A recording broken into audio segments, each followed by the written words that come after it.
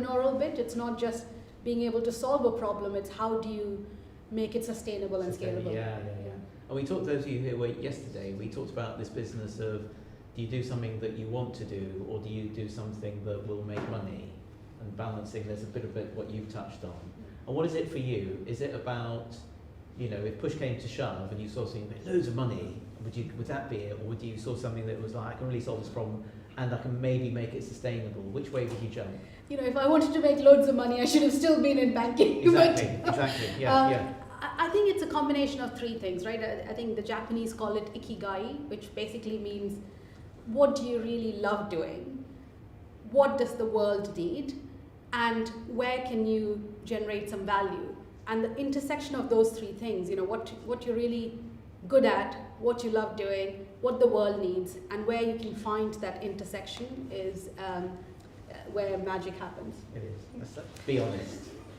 And then I think the most important thing before you pitch is to know your audience, because if you're pitching to an investor, that's going to be very different to when you're pitching to a client, or if you're pitching to your staff that you're trying to hire. So I think first and foremost, it's understanding of your audience. The second thing is thinking about how do you make yourself memorable? How do you make yourself stand out from all the other alternatives that are out there? And in order to do that, you need to have a good understanding of the competition, what's your unique value add. And I think for any pitch, it has to have a very clear, what's the problem you're trying to solve? What is your solution? And why are you uniquely positioned to solve that problem? I think the best pitches I've heard have been very succinct. So, if you're in a lift with a potential investor, can you get your message across in 60 seconds or 30 seconds, whatever it might be, that the lift goes up from one floor to the other? But usually the pitches that I've done, they've been to investors, they've been to potential partners, funders, and it's usually slightly longer than 60 seconds. So, talking about what is the problem, what is our vision, who's behind this, who's the team, who are the set of advisors, what gives you credibility as a new entrant into the market. So those are some good bits of the pitch. I guess the pitches that haven't been so, I've done quite a lot of support for entrepreneurial startups. I ran something called Startup Leadership Program, which is a network of early stage startup CEOs. And some of the pitches there, when people haven't either had time to practice their pitch, they overrun. So, they're allocated a specific amount of time, but they haven't managed to come to, what their use of funds is going to be, or what's their go-to-market strategy. So make sure, first of all, know your audience. Secondly, practice your pitch. And thirdly, have a clear structure of what's the problem you're trying to solve, what's the solution, what's your business model, and how you plan to scale, what sort of funds you need in order to achieve your goals. So those are some key elements of a good pitch. Kian, you're kind of learning about pitching at the moment, and we're working with you on that. So what's your insight on what makes for a great and a not so great pitch?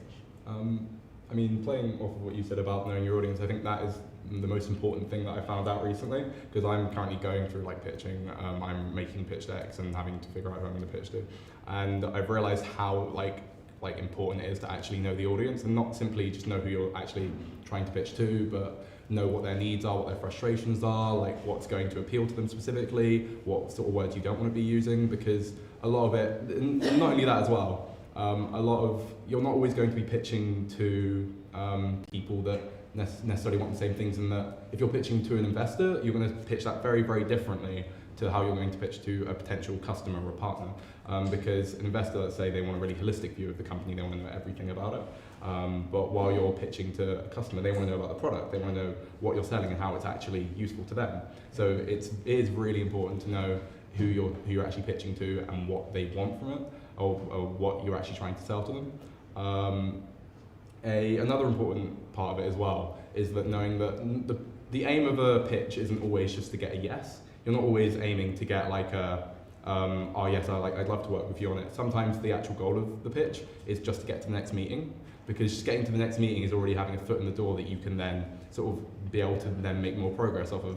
So you always need to know exactly what you want from that pitch and what your goal is, and understand that that goal may change during the meeting. You may find out they've got access to different resources that you didn't know they had, but will actually be really useful to you.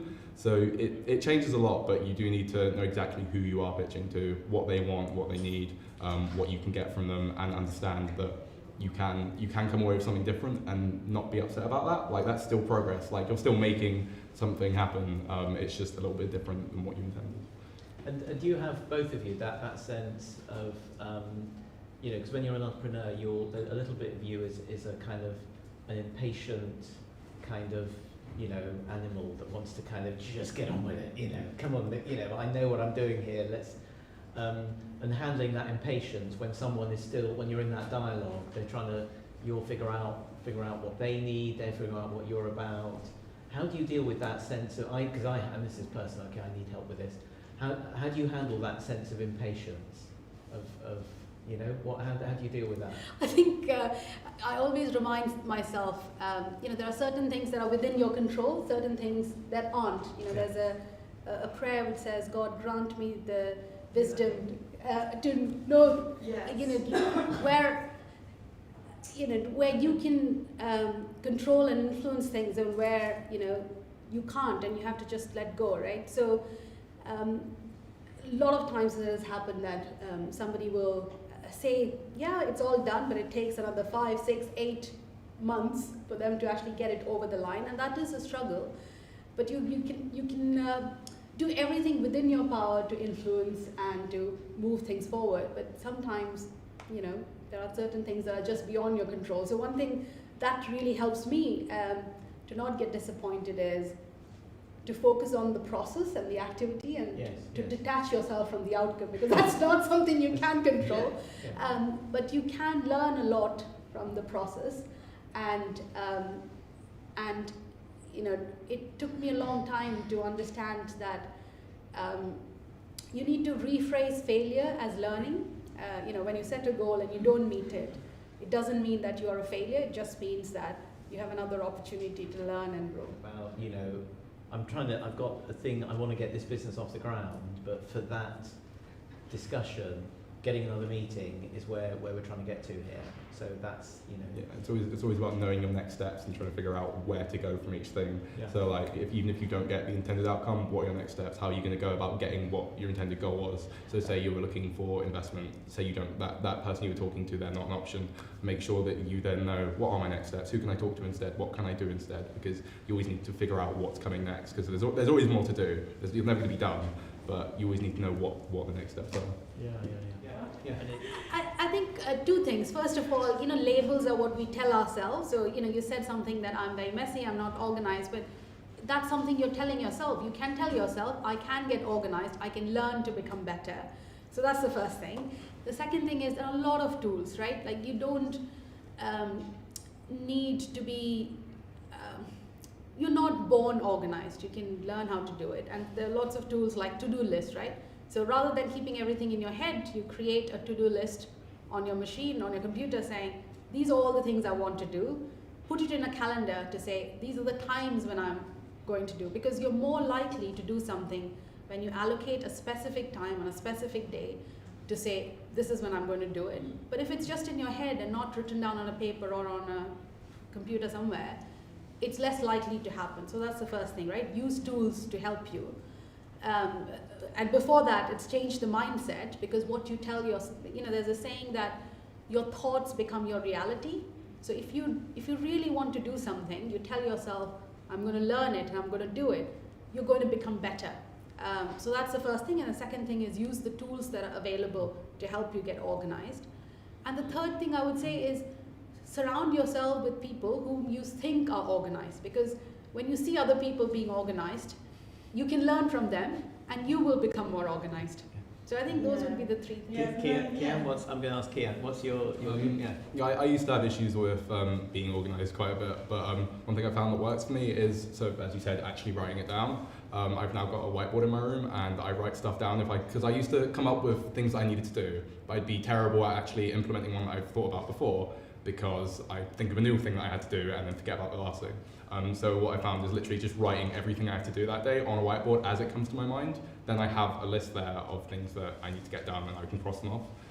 Another thing that I found that works for me as well is something called habit stacking, which is whenever you're doing something, so you're just doing a normal habit, stack other habits on top of it and get used to doing that, because then instead of you looking at it as I have to do these 3 different things today, you stack them as one big thing that you need to do and you just get it all out of the way at the same time. So like an easy example is when you're brushing your teeth, or say for example you need to go to the toilet, stack brushing your teeth on top of that, or when you're going for a shower, stack brushing your teeth on top of that. Just stack a bunch of other things up and you get a big list of things. I love that. Habit stacking. And then I'll ask you for your top 3. Yeah. Guys, I go Chris. I was wondering, how would you, since I'm young and I also have a stutter, how is it possible for me to keep the attention of bigger clients when I speak to them as a pitch or to offer my services? Because basically, they would dismiss me even before I get to the pitch because I'm young, basically.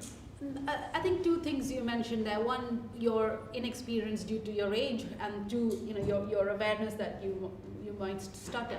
I think you can reframe it, right? It's how you see it. So you can reframe your youth from, rather than being inexperienced, you can reframe it as I'm full of new ideas, I'm full of energy, I'm full of enthusiasm to get things done. So that's how you overcome that barrier in your mind that, I don't have the experience to do things.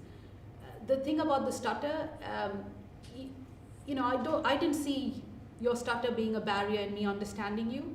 And a lot of times we perceive our weaknesses to be much bigger than they actually are. So I don't know if you've heard the story of this man who used to stutter, and he put lots of stones in his mouth and practiced and he got rid of his stutter. This is like mythology, but the thing is, anything can be overcome. Any shortcoming can be overcome. So if you focus on what your strengths are rather than what your weaknesses are, you're more likely to get up and take an action. So try and reframe that I have a stutter to what am I good at and how do I get that across when I'm talking to people. Yeah, great advice. Kian, any definitely for the young thing. I mean, yeah. I'm also like young. I understand where you're coming from. Definitely just try and reframe it. So instead of making it seem that you're inexperienced, make it seem that you're innovative. So that you've got all these new ideas, you've got like all new thoughts about everything. So you can actually sort of pitch it that way. As for the stutter, I think one potential way that you could go about it is sort of before you start pitching, sort of incorporate, like mention it at some, like near the start, maybe incorporate it into it, and if you can, maybe make like humor out of it, because if that's one way you're going to engage them to begin with, first of all you can make them laugh, but also if you incorporate it into it, then you've sort of brought it up, and it's not something that they're going to sort of be subconsciously thinking about, because it's something you acknowledged, but you're still here giving this pitch, you've gotten this far anyway, so you've still got the skills necessary. It's just that you need to sort of frame it in a different way, I guess. Okay, so in 20 seconds each, so we're going to do one top tip. Okay, what's your top tip? One thing you want to leave our colleagues here with today? One top tip. I'd probably say to make sure that you know your weaknesses, because quite often everyone can sort of talk about their strengths and say how great they are at certain things, but entrepreneurship and like having your own business is a lot about knowing your own weaknesses, so you can make up for them. So you can, if you know your own weaknesses, you can build a team around you that can make up for those. Because it's really important to have those people around you to make up for what you can't do. Everyone knows what they can, but it's quite difficult to talk about what you can't do. But acknowledge it and work and let other people help you, and it will be a big help to you. Thank you. And Josie?